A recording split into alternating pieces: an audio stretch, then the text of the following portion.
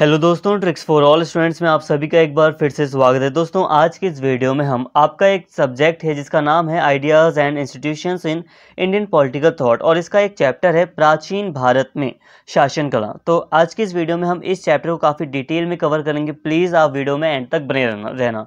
देखो दोस्तों, अगर आप वीडियो को पूरा देखोगे ना तभी आपको ये सारी बातें समझ में आएंगी। बहुत सारी बातें हमें इस चैप्टर में करनी है। प्लीज़ वीडियो को पूरा देखना, तभी आपको सारी बातें समझ में आएंगी।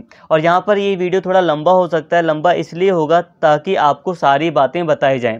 देखो, आप कोई स्टूडेंट तो हो नहीं, मतलब आप अब स्कूल लेवल के स्टूडेंट नहीं हो, अब आप कॉलेज लेवल के स्टूडेंट हो, तो उसी हिसाब से आपकी पढ़ाई होनी चाहिए। एज अ रेगुलर, अगर आप रेगुलर मान लो, अगर आप ओपन के भी बच्चे हो तो आपको उसी हिसाब से पढ़ाया जाना चाहिए जितना एक रेगुलर स्टूडेंट को पढ़ना चाहिए। एक रेगुलर कॉलेज में जितनी बातें पढ़ाई जाती हैं आपको भी उतनी ही बातें पढ़ाई जानी चाहिए।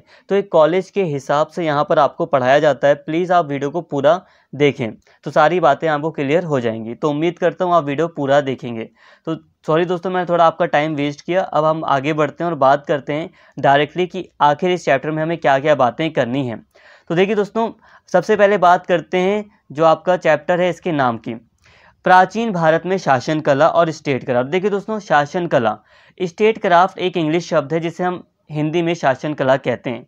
शासन कला का मतलब होता है कि किसी भी देश में, किसी भी राज्य में शासन यानी कि जो गवर्नमेंट है, जो शासन प्रणाली है, वो कैसे चलाई जाती है। तो यही होता है शासन कला। जैसे कि भारत में लोकतांत्रिक शासन है आज के टाइम पर, आधुनिक भारत में। तो प्राचीन भारत में शासन कला किस तरह की थी, और शासन कला को लेकर बहुत सारे विद्वानों ने अलग अलग विचार दिए हैं। जैसे कि अगर हम बहुत सारे विचारकों की बात करें तो उन्होंने अलग अलग तरीके से बात की है कि एक राज्य को, एक स्टेट को किस तरह से चलाया जाना चाहिए। यही होता है शासन कला। ठीक है, एक राज्य को किस तरह से चलाया जाना चाहिए, इसको हम कहते हैं स्टेट क्राफ्ट या हिंदी में कहते हैं शासन कला। तो यहाँ पर हम प्राचीन भारत के कॉन्टेक्स्ट में, जो एंशियंट इंडिया था उसके कॉन्टेक्स्ट में समझेंगे कि शासन कला प्राचीन भारत में कैसी थी। काफ़ी डिफिकल्ट टॉपिक है, इजी नहीं है। पता नहीं क्यों इतने, मतलब जो अभी नए बैच के जो स्टूडेंट आ रहे हैं उन्हें ये सब्जेक्ट पढ़ने के लिए दिया जा रहा है। बट हकीकत ये है दोस्तों, मैं अपने सही कह रहा हूँ बिल्कुल, ये जो सब्जेक्ट हैं वो हार्ड हैं। तो इसीलिए मैं चाहता हूँ कि आप वीडियो पूरा देखें। ये सब्जेक्ट हार्ड है, बहुत आसान नहीं होगा इसे समझना, लेकिन आप अगर सारी बातें समझना चाहते हैं तो बस आप एंड तक देखिए। तो चलिए आगे आप बात करते हैं। तो ये जो सब्जेक्ट है आपका, ये जो चैप्टर है आपका, वो दो भागों में विभाजित है। एक है प्रकृति प्राचीन भारत में राजनीतिक संस्थानों का ऐतिहासिक विकास, और दूसरा है राजशाही की उत्पत्ति के सिद्धांत। तो अभी हम इसको समझ लेंगे। हमें इस चैप्टर में दो पार्ट्स में हमें इस चैप्टर को समझना है। हालांकि एक ही वीडियो में आपको सब कुछ पढ़ाया जाएगा, बट फिर भी दो टॉपिक हैं मेन। एक है प्राचीन भारत में राजनीतिक संस्थाओं का किस तरह से विकास हुआ, और एक है कि राजशाही की जो सिद्धांत, राजशाही का, राजतंत्र का, उसकी उत्पत्ति को लेकर क्या विचार है, इसको हम समझेंगे। जब इन टॉपिक को कवर करेंगे तब जाके काफ़ी बेटर तरीके से ये सारी चीज़ें हमें समझ आएंगी। बट उससे पहले, आगे बढ़ने से पहले, यहाँ पर हम कुछ कॉमन बातें कर लेते हैं ताकि हम अपने चैप्टर को काफ़ी अच्छे से समझ सकें। देखिए दोस्तों, यहाँ पर कुछ कॉमन बातें मैं समझा रहा हूँ आपको। यहाँ पे थोड़ी सी हड़प्पा सभ्यता की बात कर लेते हैं। हड़प्पा सभ्यता का टाइम पीरियड आपको पता है, ये लगभग जो विकसित हड़प्पा सभ्यता थी वो 2600 ईसा पूर्व से लेकर 1900 ईसा पूर्व तक रही थी। ईसा पूर्व का मतलब आपको पता होना चाहिए, नहीं पता तो आप कोई वीडियो देखिए, कहीं से आप पता कीजिए ईसा पूर्व का मतलब, ये पता होना ज़रूरी है। फिर भी मैं आपको एक अंदाज़ा दे दूं तो जो पहली शताब्दी है उससे अगर हम पीछे जाते हैं तो ईसा पूर्व शुरू हो जाता है। ठीक है, 2600 ईसा पूर्व का मतलब हुआ, अगर आपको इजी लैंग्वेज में समझाऊं तो आज कितना हो गया, 2000 चल रहा है ना, आज 2000 सन चल रहा है, तो लगभग 4600 साल पहले 2600 ईसा पूर्व था। ठीक है, तो ये टाइम पीरियड था जिस समय हड़प्पा सभ्यता मानी जाती है। बस अभी आप ये समझिए कि 2600 ईसा पूर्व से लेकर 1900 ईसा पूर्व में विकसित हड़प्पा सभ्यता मानी जाती है। अब हड़प्पा सभ्यता का थोड़ा और डिटेल में जाओ आप। अगर हम उसके टाइम पीरियड की बात करें ना दोस्तों, तो 2600 से लेकर और 1900 तक ये एक विकसित हड़प्पा सभ्यता थी। मतलब यहाँ ये एक शहरीकृत, यहाँ पे शहर वगैरह इस टाइम पीरियड में हड़प्पा सभ्यता में ज़्यादा थे, लेकिन हड़प्पा सभ्यता इससे भी पुरानी है। हड़प्पा सभ्यता के जो काल हैं वो बिल्कुल एग्जैक्ट निर्धारित नहीं है, 3000 ईसा पूर्व से पहले तक भी बात की जाती है कि हड़प्पा सभ्यता ग्रामीण रूप में हमें दिखाई देती है, और 1900 ईसा पूर्व के बाद भी इसके कुछ चरण हमें हड़प्पा सभ्यता के दिखाई देते हैं। यहाँ पे बस एक टाइम पीरियड आपको बताना था भारत के कॉन्टेक्स्ट में, क्योंकि हम प्राचीन एंशिएंट इंडिया को पढ़ रहे हैं और एंशिएंट इंडिया में सबसे पहले हम हड़प्पा सभ्यता को ही पढ़ते हैं। ठीक है, अब हड़प्पा सभ्यता के बाद आता है वैदिक काल। हड़प्पा सभ्यता का एक टाइम पीरियड आपको अंदाजा लग गया, लगभग आप 2600 नहीं 3000 मानकर चलिए, 3000 के आसपास का अप्रॉक्स आप लेकर चलिए। उस समय से हड़प्पा सभ्यता शुरू हो गई थी। अब हड़प्पा सभ्यता के बाद आता है टाइम पीरियड वैदिक काल का। अब भारत में वैदिक काल आता है। देखो यहाँ पर थोड़ी चीज़ें हैं, वैदिक काल को समझने के लिए आपको आर्य जाति को समझना पड़ेगा। देखो आर्य एक जाति मानी जाती है, जो हिंदू जो संस्कृति रही है ना, उसमें बहुत सारी जो चीज़ें हैं वो आर्य संस्कृति ही है। एक तरह से हिंदू धर्म की जो मुख्य संस्कृतियां हैं वो आर्य संस्कृतियां ही रही हैं। तो इस तरह से आप आर्य को एक तरह से हिंदू के रूप कॉन्टेक्स्ट में भी यहाँ पर देख सकते हो। जो भारत में आते हैं तो जो मिडल ईस्ट है, भारत का मिडल ईस्ट समझ रहे हैं, जो अफगानिस्तान वगैरह का जो एरिया वगैरह है, वहाँ से माना जाता है कि जो आर्य जाति के लोग थे, आर्य जो लोग थे जिन्हें हम आर्य कहते हैं, वो भारत में आना शुरू हो जाते हैं। ठीक है, ये कब आते हैं? ये 1500 ईसा पूर्व के आसपास आना शुरू हो जाते हैं, और फिर आर्य जाति के चलते ही वैदिक काल शुरू होता है। देखिए दोस्तों, यहाँ पर बस मैं आर्य का नाम इसलिए ले रहा हूँ ताकि आप थोड़ा सा समझ सकें। देखो पहले हड़प्पा सभ्यता थी, फिर आर्य लोग भारत में प्रवेश करना शुरू करते हैं, मिडल ईस्ट वगैरह से। अब ये बिल्कुल डिसाइड नहीं है, बहुत सारी इसके ऊपर बहस भी होती है, कई सारे विवाद भी हैं आर्य शब्द को लेकर। आर्य कौन लोग हैं कौन नहीं, इसको लेकर काफ़ी विवाद है। बस आप यहाँ पर बस इतना समझो कि आर्य जाति का आगमन होता है और भारत में वैदिक काल शुरू होता है। ठीक है, यहाँ पर आपको अगर आर्य का मतलब नहीं भी समझ में आ रहा तब भी आप मत समझो इसे, आगे आपको चीज़ें समझ में आ जाएंगी। आप नए बैच हो, अभी आपको इतना डिटेल में जाने की ज़रूरत नहीं है। मैं बस आपको एक अंडरस्टैंडिंग देने के लिए इसका यूज़ कर रहा हूँ ताकि आप सभी चीज़ों को कनेक्ट कर पाएँ। ठीक है, आर्य जाति कौन थी, इसे बस आप ये समझ लीजिए कि जो हिंदू संस्कृतियाँ रही हैं वो आर्य संस्कृतियाँ से ही पूरी तरह मिलती जुलती रही हैं। ठीक है, आज के टाइम की जो हिंदू संस्कृतियाँ, जो मुख्य जो विचार हैं, वो आर्य जाति या आर्य संस्कृति में रहे हैं। ठीक है, ये मिडिल ईस्ट वगैरह से आना शुरू हुए थे। तो अब आप काफ़ी कंफ्यूज हो रहे होगे, कंफ्यूज मत हो, वापस से मैं आपको लाता हूँ सही पॉइंट पर। अभी हमने हड़प्पा सभ्यता को पढ़ा था और हड़प्पा सभ्यता में हमने देखा कि हड़प्पा सभ्यता का ये वाला टाइम पीरियड था, और इस टाइम पीरियड के बाद क्या होता है, हम जैसा कि हम जानते हैं हड़प्पा सभ्यता खत्म हो जाती है, फिर वैदिक काल शुरू होता है। ठीक है, अब डायरेक्टली आप बात करो वैदिक पीरियड की। अब वैदिक पीरियड शुरू होता है। अब वैदिक काल दोस्तों 1500 से लेकर 600 ईसा पूर्व तक या 500 ईसा पूर्व भी कहीं कहीं कहा जाता है, माना जाता है। ठीक है, 1500 से लेकर 600 ईसा पूर्व तक वैदिक काल माना जाता है। लेकिन वैदिक काल को दो कालों में बांटा गया है, एक है 1500 से 1000 ईसा पूर्व का काल जिसे हम ऋग वैदिक काल कहते हैं, और एक है उत्तर वैदिक काल जिसे हम 1000 ईसा पूर्व से लेकर 600 ईसा पूर्व तक मानते हैं। अब ऋग वैदिक काल उत्तर वैदिक काल में अंतर है काफ़ी। देखो ये जो ऋग वैदिक काल वगैरह था उसमें लोहे का यूज़ नहीं होता था, उत्तर वैदिक काल वगैरह में लोहे का यूज़ होने लगा, तो इससे भी काल वगैरह या ईयर टाइम पीरियड डिसाइड किया गया है। ये अपनी अलग चीज़ें हैं। यहाँ पर आपको वैदिक काल थोड़ा सा समझ में आ गया कि हड़प्पा सभ्यता के बाद 1500 ईसा पूर्व से वैदिक काल शुरू होता है। वैदिक काल को हम ऋग वैदिक काल और उत्तर वैदिक काल में बांटते हैं। ये वैदिक काल आपको बस इसीलिए समझाया जा रहा है क्योंकि अभी आगे चीज़ें आएंगी और वहाँ पर आपको वैदिक काल से रिलेटेड बहुत सारी चीज़ें आपको बता दी जाएंगी। लेकिन जब आपको वैदिक काल ही नहीं पता होगा तो आगे कैसे समझ में आएगा, इसीलिए मैंने यहाँ पर आपको थोड़ी सी बातें समझा दी हैं। आई होप आगे आपको सारी चीज़ें क्लियर हो जाएंगी, तो बस आप वीडियो में बने रहें। दोस्तों अभी मैं जितनी भी चीज़ें बता रहा हूँ बस आप उसे पढ़ते रहें। देखो अब हम बात कर रहे हैं एक राज्य शब्द की। अभी हमें बहुत सारी चीज़ें पढ़नी, इसलिए मैं यहाँ पर आपको राज्य का मतलब भी बता रहा हूँ। आखिर राज्य क्या होता है, अभी ये शब्द आगे आएगा, बहुत कन्फ्यूज़न क्रिएट करेगा, इसलिए पहले ही आपको इसका मतलब समझा देते हैं। तो अभी हमने भारत के प्राचीन इतिहास को थोड़ा सा समझा, जिसमें हमने क्या देखा, प्राचीन इतिहास में हमने हड़प्पा को देखा, हड़प्पा के बाद हमने वैदिक काल को देखा। वैदिक काल के बाद आप जानते हैं मगध वगैरह का राज्य शुरू होता है, मौर्य साम्राज्य शुरू होता है। ठीक है, इतना ठीक था। अब हम बात करते हैं एक राज्य की। राज्य क्या होता है, एक स्टेट क्या होता है, स्टेट का मतलब क्या होता है, अब इसे थोड़ा सा समझ लो। देखो दोस्तों यहाँ पे आपको दो मैप दिखाई दे रहे होंगे, एक मैप ये रहा और एक मैप ये रहा। क्या आप दोनों में अंतर देख पा रहे हैं? हालांकि अलग अलग मैप है थोड़ा, बट फिर भी आप अंतर देखिए। ये जो मैप है इसमें आपको कोई बाउंड्रीज दिखाई दे रही है, पक्की कोई कंफर्म बाउंड्रीज दिखाई दे रही हैं? आज के टाइम की अगर हम मैप की बात करें, अगर हम सऊदी अरब की बात करें तो ये सऊदी अरब का एरिया है, ये वाला, ये जो एरिया है ये सऊदी अरब का है पूरा का पूरा, ठीक है। ये लगभग इतना एरिया जो है ये वाला सऊदी अरब है पूरा। लेकिन यहाँ पर तो हमें पूरा सऊदी अरब का एरिया नहीं दिख रहा, यहाँ पर हमें एक चीज़ नहीं दिख रही, यहाँ पे छोटे छोटे कई साम्राज्य दिख रहे हैं, है ना, किंगडम्स दिख रहे हैं। तो यहाँ पर कहने का मतलब है बाउंड्रीज जो है वो कन्फर्म नहीं है, यहाँ पर आपको बाउंड्रीज नहीं दिखाई दे रही। यहाँ पे देखो बैजेंटाइन साम्राज्य एम्पायर लिखा है, जो बैजेंटाइन साम्राज्य था उसकी बाउंड्री कन्फर्म नहीं थी।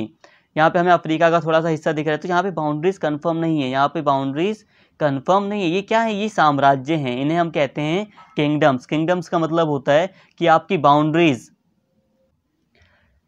कन्फर्म नहीं है, मतलब बाउंड्रीज को राजाओं के द्वारा बढ़ाया जा सकता है, और राजा अगर हार जाते हैं क्षेत्र तो छोटा भी किया जा सकता है बाउंड्रीज को। ये होता है साम्राज्य के अंतर्गत। लेकिन एक राज्य क्या होता है, राज्य कुछ ऐसा दिखता है। यहाँ पर देखिए आप, यहाँ पे आपको बाउंड्रीज दिख रही हैं, इटली दिख रहा है, इटली यहीं तक सीमित है, इससे बड़ा इटली नहीं है। इटली इससे आगे अपनी स्टेट को नहीं बढ़ा सकता, अगर वो बढ़ाता है तो वो पूरा जो विश्व है, पूरा जो वर्ल्ड है वो इटली की निंदा करेगा। ये नहीं कि जो बगल वाले स्टेट हैं वो इटली की निंदा करेंगे, बल्कि पूरा विश्व कहेगा कि इटली ने अपने क्षेत्र को बढ़ाया है। क्यों? क्योंकि यहाँ पे एक लेजिटिमेसी आ जाती है कि आपका ये एरिया है, आप इससे आगे नहीं बढ़ेंगे। ये होती है बाउंड्रीज, और तो ये होता है स्टेट। यही दोस्तों साम्राज्य और स्टेट में, आप स्टेट को समझने का सबसे अच्छा तरीका यही है कि स्टेट को समझने के लिए आप साम्राज्य और स्टेट में अंतर समझें। तो यहाँ पर बस आपको साम्राज्य का अंतर समझ में आ गया और स्टेट का। साम्राज्य की जो बाउंड्रीज होती हैं वो कंफर्म नहीं होती, ठीक है, डेफिनेट नहीं होती, निश्चित नहीं होती, वो बढ़ती रहती हैं, कम होती रहती हैं। लेकिन जो स्टेट होता है उसकी बाउंड्री क्या होती है, निश्चित होती है। तो पहले तो ऐसी चीज़ थी नहीं। आज के टाइम पर जो हम स्टेट कहते हैं दोस्तों, स्टेट का मतलब ये वाला है, ठीक है। यहाँ पर स्टेट दिख रहा है, ये स्टेट हैं, ये पहले साम्राज्य थे। तो अब स्टेट का आधुनिक मतलब मैंने आपको समझा दिया, ठीक है। आज के टाइम पर जो स्टेट है उसका मैंने आधुनिक मतलब आपको बहुत ही एक शब्द, एक सेंटेंस में समझाया है कि जहाँ पे बाउंड्रीज आपको कंफर्म दिखाई दे रही हैं यही स्टेट है। और मैं ज़्यादा डीपली नहीं जाऊँगा अभी आधुनिक के कॉन्टेक्स्ट में, मॉडर्न के कॉन्टेक्स्ट में। बाकी आप आगे जो वीडियोस आएंगी, आगे की आपकी जो सेमेस्टर है ना, वहाँ पर आप बहुत अच्छे से इन सब चीज़ों को डिटेल में कवर करेंगे, ठीक है। मैं यहाँ पर बस आपके सिलेबस के अकॉर्डिंग उतना ही आपको पढ़ा रहा हूँ जितना आपकी आवश्यकता है, ठीक है। बहुत डिटेल में भी पढ़ाया जा सकता है इन टॉपिक को, लेकिन मुझे सारी चीज़ें कंफर्म पता है आपको कैसे पढ़ाना है, तो उतना ही आपको मैं पढ़ा रहा हूँ। ये मत सोचना कि कम या ज़्यादा पढ़ाया जा रहा है। तो यहाँ मैंने आपको आधुनिक टाइम पर स्टेट का मतलब पढ़ा दिया, ठीक है, समझ में आ गया। लेकिन बात करते हैं कि जब भारत, प्राचीन भारत था, तो स्टेट का क्या मतलब था। तो देखो दोस्तों, स्टेट का मतलब भारत के कॉन्टेक्स्ट में अगर हम बात करें ना, तो स्टेट का जो मतलब था वो राजा से था। स्टेट का जो मतलब था वो किससे था, राजा से था। अभी बस आपको इतना समझना है, जो कौटिल्य है उसने अपने अर्थशास्त्र में बताया है, या जो दूसरे दार्शनिक थे, विचारक थे पहले के टाइम पे प्राचीन भारत में, उन्होंने अपनी किताबों में बताया है कि जो स्टेट है या जो राज्य है उसको उन्होंने मतलब उसको परिभाषित किया है, उसका अर्थ हमें समझाया है। तो उनके ग्रंथों में हमें मिलता है, जैसे कि कौटिल्य का अगर हम उदाहरण लेकर समझें, तो कौटिल्य कहता है वह क्षेत्र, कोई ऐसा क्षेत्र जो किसी राजा के अंडर में आता हो, जो किसी राजा के अंडर में आता हो, उसको ही हम राज्य कहते हैं। मतलब ये कि जो स्टेट था भारत के कॉन्टेक्स्ट में राजा से पूरी तरह जुड़ा हुआ था, जहाँ पर कोई राजा नहीं वहाँ कोई स्टेट नहीं। तो ये था प्राचीन टाइम पर भारत के कॉन्टेक्स्ट में। सिर्फ मैं भारत के कॉन्टेक्स्ट में भी आपको बता रहा हूँ स्टेट का मतलब, ठीक है। तो स्टेट, अब यहाँ पे एक और चीज़ निकल कर सामने आती है कि राज्य और राजा दोनों में कोई अंतर नहीं था, ठीक है। राज्य और राजा में कोई अंतर नहीं था। जैसे कि मान लो मगध का कोई राजा है, उसका नाम लिया जाए या उसके राज्य का नाम लिया जाए, मगध का नाम लो या मगध के राजा अशोक का नाम ले लो, या कोई बिंबिसार, अजातशत्रु, बहुत सारे राजा थे उनका नाम ले लो, तो दोनों का मतलब उस समय सेम था। राजा या राज्य दोनों मतलब सेम थे, ठीक है। यहाँ पे आपको स्टेट का मतलब समझ में आ गया। देखो दोस्तों, अभी स्टेट का मतलब बहुत सारे बच्चे हो सकते हैं स्टेट का मतलब सोच रहे हो कि ये स्टेट होता क्या है। तो स्टेट आप यहाँ पर यूपी, बिहार, प्लीज़ इसको लेकर मत आना। स्टेट मतलब यहाँ पर एक पूरा का पूरा एक साम्राज्य होता है, एक कंट्री होती है, ठीक है। यहाँ पर जब भी आप पढ़ाई में आप बात कर रहे हैं ना, तो यहाँ पर पढ़ाई में आप पॉलिटिकल साइंस में स्टेट को आप पूरा देश माना करिए। कोई नहीं, आगे आपको सारी बातें क्लियर हो जाएंगी। यहाँ तक उम्मीद करता हूँ आपको काफ़ी बातें समझ में आई होंगी। ये सारी चीज़ें हेल्प करेंगी आपको सारी चीज़ें आगे समझने में। काफ़ी डिफ़िकल्ट है चैप्टर, बट फिर भी मुझे आपको पूरी बातें समझानी हैं। ये नहीं कि डिफ़िकल्ट का मतलब कि मैं आपको समझा ही ना पाऊँ, तो तरीके होते हैं समझाने के, वही मैं अपना रहा हूँ। तो देखिए दोस्तों, अब हम बात करते हैं प्राचीन भारत में। प्राचीन भारत में राजनीतिक संस्थाओं की प्रकृति और ऐतिहासिक विकास की। अब प्राचीन भारत में किस तरह से राजनीतिक संस्थाओं की प्रकृति यानी कि राजनीतिक संस्थाएं सामने आई, ऐतिहासिक विकास हुआ, इसकी समझ में आएगा सारी चीज़ें, डोंट वरी, सब कुछ आएगा, क्लियर हो जाएगा। प्राचीन भारत में राज्य एवं शासन कला के बारे में पर्याप्त सामग्री प्राप्त करने के लिए हमें प्राचीन भारत में राजनीतिक संस्थाओं और ऐतिहासिक विकास का अध्ययन की आवश्यकता है। प्राचीन भारत में राजनीतिक संस्थाओं के विकास की वास्तविक शुरुआत का पता लगाना वास्तव में कठिन है, किंतु ऐतिहासिक जांचों से हम प्राचीन भारत में राज्य शिल्प और राजनीतिक संस्थानों की शुरुआत के कुछ पहलू का पता लगा सकते हैं। यहाँ पे एक शब्द आया है राज्य शिल्प। राज्य शिल्प का मतलब होता है शासन कला, ठीक है, कंफ्यूज मत होना, ये लोग एक ही शब्द का डबल यूज़ कर लेते हैं। शासन कला को ही हम कहते हैं राज्य शिल्प, कि किस तरह से शासन चलाया जाता है।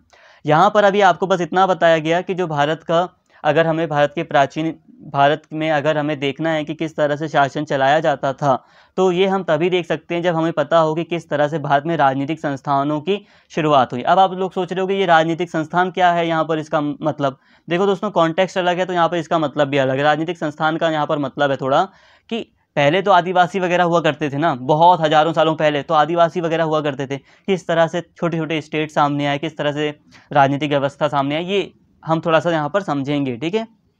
और यहाँ पे बोला जा रहा है, खुद ही यहाँ पे बोला जा रहा है नोट्स में, कि ये पढ़ना हमारे लिए काफ़ी कठिन है। स्पेशली एंशियंट जो इंडिया है ना, जो प्राचीन भारत है, उसके बहुत ज़्यादा हमारे पास जो स्रोत हैं, वो बहुत सारे स्रोत होते हुए भी वो आधे से ज़्यादा जो स्रोत है हमारे पास वो अवेलेबल नहीं है। हकीकत ये है, बहुत सारे स्रोत हैं हमारे पास पढ़ने के लिए प्राचीन भारत को, लेकिन फिर भी कई सारे ऐसे सोर्सेज हैं जो ख़त्म हो चुके हैं और हमारी पहुंच के बाहर हैं, जिस कारण से भारत के प्राचीन इतिहास में कई सारी डिबेट भी रहती है कई चीज़ों को लेकर। पुरातात्विक अनुसंधानों और पाए गए ऐतिहासिक अवशेषों के आधार पर यह कहा जा सकता है कि लगभग 4000 ईसा पूर्व में भारतीय संस्कृति की उत्पत्ति अनुमानित है। इस युग को संहिता युग कहा जाता था। हड़प्पा और मोहनजोदड़ो के स्थलों से मिले अवशेष से सुझाव दिया है कि समृद्ध और विकसित शहरी सभ्यता थी। इन शहरों के लोगों ने मिस्र और सुमेर जैसी समकालीन सभ्यताओं के साथ वाणिज्यिक और सांस्कृतिक संबंध बनाए थे। 2000 ईसा पूर्व में इस सभ्यता के विलुप्त होने के कारण अभी भी अज्ञात हैं। अब देखिए दोस्तों, यहाँ पर आपको थोड़ा समझाया जा रहा है वही चीज़ें जो स्टार्टिंग में मैंने आपको समझाने का प्रयास किया। अब यहाँ पर आपको बताया जा रहा है कि जो भारत का जो प्राचीन इतिहास शुरू होता है उसे नॉर्मली माना जाता है 4000 ईसा पूर्व के आसपास। हड़प्पा सभ्यता मैंने आपको एक अंदाज़ा दे दिया, 3000 ईसा पूर्व आप मानकर चलिए, तो लगभग वही टाइम पीरियड था आसपास। और ऐसा माना जाता है कि भारतीय जो संस्कृति है उसकी जो उत्पत्ति है वो लगभग 4000 ईसा पूर्व यानी कि आज से 6000 साल पहले, एक अनुमान लगाया गया है, बिल्कुल कंफर्म नहीं, एक अनुमान लगाया गया है कि इस समय शुरू हुई है। इसके अलावा यहाँ बताया जा रहा है कि जो हड़प्पा है, मोहनजोदड़ो है, उसके जो अवशेष हैं वो हमें बताते हैं कि जो सभ्यता थी वो बहुत ज़्यादा विकसित थी। और क्या विकसित सभ्यता रही थी। हड़प्पा सभ्यता के बारे में आपने पहले ही पढ़ा हुआ काफ़ी कुछ। विकसित सभ्यता थी जिन्होंने दूसरे जो क्षेत्र थे वहाँ से भी, उनके साथ भी व्यापारिक और सांस्कृतिक संबंध स्थापित किए थे। हालांकि जो हड़प्पा सभ्यता है वो 2000 BC के आसपास यानी कि 1900 ईसा पूर्व में वो खत्म हो गई और अभी भी हमें उसका कारण नहीं पता। इस प्रकार इतिहासकार और मानव विज्ञानी भी आर्य सभ्यता की उत्पत्ति पर विविध राय हैं, लेकिन हमारे पास प्राचीन भारतीय राजनीतिक संस्थानों की प्रकृति और संरचना को समझने के लगभग पर्याप्त ऐतिहासिक संदर्भ उपलब्ध हैं। इन संदर्भों द्वारा स्थापित किया गया है कि इंडो आर्य संस्था का चरित्र मुख्य रूप से शासन उन्मुख था। देखिए दोस्तों, कन्फ्यूज़न हो रही होगी आपको। अब मैं थोड़ा सा यहाँ पर थोड़ा सा कंक्लूड कर देता हूँ। यहाँ हम पढ़ रहे हैं प्राचीन भारत में किस तरह से राजनीतिक संस्थानों का विकास हुआ, तो यहाँ पे बस आपको बताया जा रहा है यहाँ पर अभी नोट्स में कि प्राचीन भारत में शासन कला किस तरह से विकसित हुई। तो ये हम देखते हैं कि आखिर भारत में प्राचीन जो संस्कृति थी, भारतीय संस्कृति, वो उसकी शुरुआत कैसे हुई। तो शुरुआत लगभग 4000 ईसा पूर्व के आसपास हो गई थी भारतीय संस्कृति की। फिर हमें हड़प्पा वगैरह सभ्यता दिखाई देती हैं भारत में, और इसके बाद फिर आर्य लोग आते हैं भारत में, ठीक है, आर्य लोग आते हैं, फिर वैदिक काल वगैरह शुरू होता है। यहाँ पे बस इतनी बातें की जा रही हैं। यहाँ पर एक इंपॉर्टेंट पॉइंट में कहा जा रहा है, जो फिर आर्य लोग वगैरह वगैरह थे, जो इंडो आर्य थे, इनकी जो संस्थाएं थी वो शासन उन्मुख थी, मतलब कि ये शासन चलाना चाहते थे, इनके अंदर शासन चलाने के गुण थे। ठीक है, किंगशिप मतलब होता है शासन चलाना, साम्राज्य स्थापित करना। यहाँ पे बस आपको इतना ही बताया गया। राजा एक या कई स्तरों पर शासन करता था। यह ध्यान रखना महत्वपूर्ण है कि वैदिक राष्ट्र को विशुद्ध रूप से राजनीतिक शब्दों में परिभाषित नहीं किया जा सकता, या वे उस आधुनिक कानूनी लोकतांत्रिक कल्याणकारी राज्यों की तरह नहीं हैं, बल्कि उन्हें बांधने वाला सिद्धांत धर्म था। राजा शब्द प्राचीन संस्कृत शब्द जो राज शब्द से लिया गया है, जिसका अर्थ है शासन। इसलिए राजा का अर्थ है वह जो लोगों को प्रसन्न और संतुष्ट करता है। राष्ट्र का अर्थ प्रादेशिक इकाई या राज्य है। इसकी संरचना में कबीले, जनजाति और परिवार शामिल हैं। वैदिक काल में राजवंश, परिवारों और जनजातीय कुलों और गांवों के विकास और एकीकरण के साथ राष्ट्र में राजशाही होती थी। मतलब ये कि देखिए दोस्तों, जो यहाँ पर अब डायरेक्टली बताया जा रहा है शासन को। अब वैदिक काल शुरू होता है। वैदिक काल में हम देखते हैं कि शासन होता है जिसमें एक राजा एक क्षेत्र पर कई स्तरों में शासन करता है। हालांकि डायरेक्टली हड़प्पा सभ्यता आती है, प्राचीन काल में हम हड़प्पा सभ्यता को देखते हैं। फिर वैदिक काल शुरू होता है। वैदिक काल में हम क्या देखते हैं कि एक राजा की जो मतलब एक शासन व्यवस्था हमें साफ साफ दिखाई देती है। एक राजा होता है जो शासन करता है। ये राजा किस प्रकार का होता है? ये मान लो एक कबीला है जहाँ पर कोई प्रमुख व्यक्ति होता है, कोई शक्तिमान व्यक्ति होता है, जो अच्छा व्यक्ति होता है, बलशाली व्यक्ति होता है, उसको लोगों के द्वारा राजा चुन लिया जाता है। ठीक है, और फिर ये चीज़ें क्या हो जाती हैं, वंशानुगत हो जाती है। फिर इस तरह राजशाही का सिद्धांत काफ़ी मजबूत होता है। तो उम्मीद करता हूँ ये समझ में आपको आया होगा। ठीक है, वैदिक काल में ये सारी चीज़ें थी। सारी चीज़ें अभी आपको समझ में आएंगी, बस वीडियो में एंड तक बने रहें। जितना भी लास्ट में हम कंक्लूजन देखते हैं ना, उससे ज़्यादा समझ में आता है। ऐसे अगर रीड करके आपको एक एक चीज़ें आप समझोगे तो डिफ़िकल्ट होता है, बट फिर भी आएगा समझ में, नामुमकिन तो नहीं है। तो अब हम बात कर रहे हैं वैदिक काल में राजा के शासन की सीमाएं। अब इसी में हम आगे बात कर रहे हैं। तो दो सीमाएं लगी हुई थी, मतलब जो राजा था ना वैदिक काल का, उसके ऊपर कुछ बाउंडेशन थी। जैसे कि हम राजा को अशोक के रूप में देखते हैं, हम अकबर के रूप में राजा को देखते हैं, हम दूसरे राजाओं की बात करते हैं। तो वैदिक काल में जब हम देखते हैं ना तो वैदिक काल में राजा के ऊपर कुछ सीमाएं थी। देखो दोस्तों, राजा का जो विचार था वो बहुत ज़्यादा मजबूत तो था नहीं। बहुत पहले खुद सोचो, पहले कबीला वगैरह हुआ करता था। हड़प्पा सभ्यता की बात करूं तो हड़प्पा सभ्यता तो खत्म ही हो गई थी, और वैदिक काल में हम एक नए तरह से जीवन शुरू होता है, और धीरे धीरे कई सारी संस्थाएं बननी शुरू होती हैं। शुरू में हम बस ये देखते हैं कि कबीले का जो प्रमुख होता है वही एक तरह से राजा के रूप में काम करता है। फिर धीरे धीरे कबीला बड़ा हो जाता है, 2-4 गाँव और ऐड हो जाते हैं, धीरे धीरे एक बड़ा क्षेत्र आ जाता है किसी एक व्यक्ति के अंतर्गत, और फिर राजा काफ़ी बड़ा एक व्यक्ति बन जाता है। तो शुरू की ही हम बात कर रहे हैं। अब हम शुरू की बात कर रहे हैं। तो वैदिक काल में हम देखते हैं कि राजा के ऊपर कुछ सीमाएं थी, कुछ बाउंडेशन थी, कि राजा अपनी अनलिमिटेड पावर राजा के पास नहीं थी। इसे थोड़ा समझ लेते हैं। प्रारंभ में राजशाही वंशानुगत नहीं थी, बल्कि उसकी वैकल्पिक थी। किंतु राजा के चुनाव की विस्तृत प्रक्रिया का उल्लेख नहीं था, और वे लोग कौन हैं जो राजा के चुनाव में भाग लेते हैं, अज्ञात हैं। यद्यपि वैदिक काल के अंत में कुछ इतिहासकारों द्वारा उद्धृत किया गया है कि शासन वंशानुगत बन गया था। तो दोस्तों बस यहाँ पर आपको यही बताया जा रहा है कि शुरू में हम देखते हैं कि जो राजशाही थी, राजशाही का जो सिद्धांत था वो वंशानुगत नहीं था। हालांकि फिर धीरे धीरे ये वंशानुगत हो जाता है। वंशानुगत का मतलब कि आज मैं राजा हूँ, कल मेरा बेटा राजा होगा, कल उसका बेटा राजा होगा, या कल उसके ही परिवार में कोई व्यक्ति राजा बनेगा। ठीक है, ये होता है वंशानुगत। हालांकि बहुत सारे इतिहासकार मानते हैं कि नहीं, वंशानुगत शुरू से रहा था, बट फिर भी ये वंशानुगत जो प्रणाली रही है वो धीरे धीरे विकसित हुई है। तो पहली फाउंडेशन ये थी कि, और हाँ, चुनाव भी होता था राजा का। आप ये भी ध्यान रखिए कि राजा का चुनाव भी होता था। हालांकि ये स्पष्ट नहीं है कि चुनाव में कौन कौन भाग लेता था। दूसरी महत्वपूर्ण सीमा या बाउंडेशन राजा द्वारा राजनीतिक शक्ति के उपयोग के बारे में है। प्राचीन वैदिक राजा को समिति और सभा, इंपॉर्टेंट चीज़, समिति और सभा नामक दो महत्वपूर्ण संस्थानों का प्रशासन करने का अधिकार है। समिति को उन सभी लोगों की आम सभा के रूप में परिभाषित किया जा सकता है जो राजा की चुनाव प्रक्रिया में भाग ले सकते हैं। देखो दोस्तों, समिति और सभा, एक राजा के चुनाव में राजा को कुछ मतलब राजा को चीज़ें बतानी है, राजा को सलाह देनी है, तो इन दोनों का काफ़ी बड़ा रोल होता था। राजा के ऊपर इन दोनों चीज़ों का इन दोनों चीज़ों का एक तरह से दबाव बना रहता था। जैसे कि आज के टाइम पर हम बात करते हैं लोकसभा और राज्यसभा, तो आप इनको वैसा ही कुछ समझ सकते हो। ठीक है, मैं ये नहीं कहूँगा कि लोकसभा ये है, राज्यसभा ये, बट फिर भी आप इनको कुछ ऐसा ही समझ लो। जो प्राइम मिनिस्टर है उसको ये दोनों कंट्रोल करते थे उस समय। ठीक है, जो मतलब राजा था, समिति और सभा। अब प्राइम मिनिस्टर प्रधानमंत्री होता है, लेकिन आज के भारत में तो राजा हम प्रधानमंत्री को कहेंगे, क्योंकि वही उन्हीं के पास सबसे ज़्यादा पावर है। तो यहाँ ठीक है, यहाँ पे समझ में आ गया होगा। और समिति को यहाँ पे थोड़ा बताया जा रहा है। जो समिति है वो उन लोगों को आम सभा के रूप में परिभाषित किया जाता है। मतलब इसमें चुनाव से संबंधित लोग, चुनावी प्रक्रिया समिति के द्वारा की जाती थी। ठीक है, चुनावी प्रक्रिया। यह माना जाता था कि वैदिक समिति संप्रभु विधानसभाएं थी। मतलब एक तरह से विधानसभाएं थी, जैसे कि आज की लेजिस्लेटिव असेंबली होती है वैसी। सभा प्रमुख शक्तिशाली पुरुषों और नोबेल बुजुर्गों, यानी कि नोबेल का मतलब पता नहीं कैसे दे दिया यहाँ पे। नोबेल मतलब एक अच्छे बुजुर्गों की, महान बुजुर्गों की एक परिषद थी। जो सभा थी वो शक्तिशाली पुरुषों और महान बुजुर्गों की एक परिषद थी।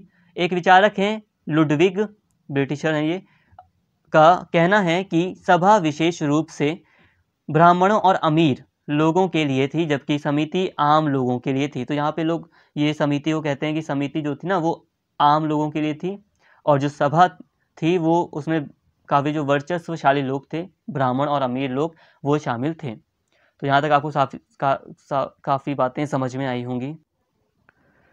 इसके अलावा दोस्तों, सभा और समिति के अतिरिक्त विधत तीसरे प्रकार की संस्थागत निकाय थी, जो धार्मिक मामलों और गैर धार्मिक मामलों और युद्ध के मुद्दों जैसे विभिन्न उद्देश्यों के लिए सभाएं करती थीं। अब एक और तीसरी सभा का यहाँ पे बताया जा रहा है। एक सभा थी विधत, जिसका नाम था विधत। ठीक है, समिति। तो तीन तरह की यहाँ पे संस्थाएं बता दी गई, एक सभा और समिति। सभा समिति ज़्यादा इंपॉर्टेंट है आपके लिए, और इसके ऊपर तो एक अलग से चैप्टर भी बनाया है आपके लिए सिलेबस में, उसे हम आगे भी पढ़ेंगे। और इसके अलावा विधत भी थी। विधत हालांकि एक सभा होती थी, एक बैठक बुलाई जाती थी जिसमें धार्मिक मामलों से संबंधित डिसीजन वगैरह लिए जाते थे। तो ये सारी चीज़ें थीं। अब समय के साथ राजशाही का सिद्धांत मजबूत होता गया। तो यहाँ तक दोस्तों हमने वैदिक काल को देखा। वैदिक काल में हमने क्या देखा? वैदिक काल में हमने देखा कि जो राजशाही का जो सिद्धांत था वो पनप रहा था। ठीक है, हड़प्पा सभ्यता खत्म हो गई थी, उससे हमें कुछ मतलब ही नहीं, हमें तो पता ही नहीं था ना, आज से 200 साल पहले हड़प्पा सभ्यता नाम की भी कोई सभ्यता थी। हमें तो अभी कुछ हाल के कुछ वर्षों में पता चला है, लगभग 100 वर्षों में ही हमें लगभग पता चला है कि हड़प्पा सभ्यता भी कोई एक सभ्यता रही थी। ठीक है, 101-2 साल ही हुए हैं जब हमें पता चला। तो उससे पहले तो हमें हड़प्पा सभ्यता पता भी नहीं थी। तो हड़प्पा सभ्यता के बारे में हमें बस जानकारी है उनके रहने वगैरह के बारे में, बाकी वहाँ की शासन प्रणाली के बारे में, राजतंत्र वगैरह के बारे में कुछ खास जानकारी हमारे पास नहीं है। इसीलिए हम वैदिक काल में आ जाते हैं। हड़प्पा सभ्यता के बाद हम जब वैदिक काल में आते हैं तो हम वैदिक काल में हम देखते हैं कि जो राजा था वो इतना ज़्यादा शक्तिशाली नहीं था जितना कि बाद में मौर्य साम्राज्य के टाइम पर या जो मगध साम्राज्य था उस टाइम पर हमें राजा शक्तिशाली दिखता है। इतना शक्तिशाली राजा वैदिक काल में नहीं था। ठीक है, कई सारी फाउंडेशन थी, राजा का भी चुनाव होता था, सभा और समिति नामक 2 संस्थाएं थी जिनका दबाव राजा के ऊपर होता था, और राजा का जो डिसीजन लिया जाता था वो धर्म से रिलेटेड थोड़ा सा था वैदिक काल में। ठीक है, अभी आगे भी हम पढ़ेंगे, वैदिक काल के कॉन्टेक्स्ट में भी हम आगे भी पढ़ेंगे, क्योंकि वैदिक काल काफ़ी बड़ा रहा है। ऋग वैदिक काल, उत्तर वैदिक काल ना, तो ऋग वैदिक काल में तो काफ़ी कम शक्तियाँ थी राजा के पास, हालांकि फिर उत्तर वैदिक काल में राजा थोड़ा शक्तिशाली होना शुरू होता है, फिर पूरा ही शक्तिशाली हो जाता है। तो यहाँ तक आपको काफ़ी बेटर तरीके से समझ में आई होंगी सारी बातें। और दोस्तों यहाँ पर हमें और भी कई सारी बातें करनी, जैसे कि मैंने आपको कहा था इस चैप्टर के 2 पार्ट हैं। कोशिश तो मेरी यही थी कि इस चैप्टर को एक ही पार्ट में कन्वर्ट, एक ही लेक्चर में खत्म कर दूं, बट काफ़ी बड़ा चैप्टर हो रहा है, और अगर ज़्यादा बड़ा चैप्टर होगा तो आप लोग अच्छा भी नहीं लगेगा आपको इसे पढ़ना, तो बोरिंग हो जाएगा, इस ज़्यादा बड़ा होगा। इसलिए अब जितनी भी बातें बची हैं, काफ़ी बातें बच गई हैं वैसे, उनको हम नेक्स्ट लेक्चर में कवर कर लेंगे, बट फिर भी मेन फोकस हमारा यही होना चाहिए कि आपको सारी बातें समझ में आए। अगर आपको सारी बातें समझ में आ गई तो मेरा पढ़ाना पूरी तरह मतलब सही है। उम्मीद करता हूं दोस्तों आपको वीडियो पसंद आई होगी। इस वीडियो को हम यहीं पर स्टॉप करते हैं। अगर आपको वीडियो अच्छी लगी हो तो प्लीज़ दोस्तों वीडियो को लाइक करें, शेयर करें और कमेंट करके अपना फीडबैक जरूर दें। Thank you. और प्लीज़ एक बार इस वीडियो को हो सके तो थोड़ा थोड़ा करके एक बार दोबारा देख लो, ताकि आपका एक माइंडसेट तैयार हो जाए। पहली बार कोई भी चीज़ आसानी से समझ नहीं आती है। Thank you.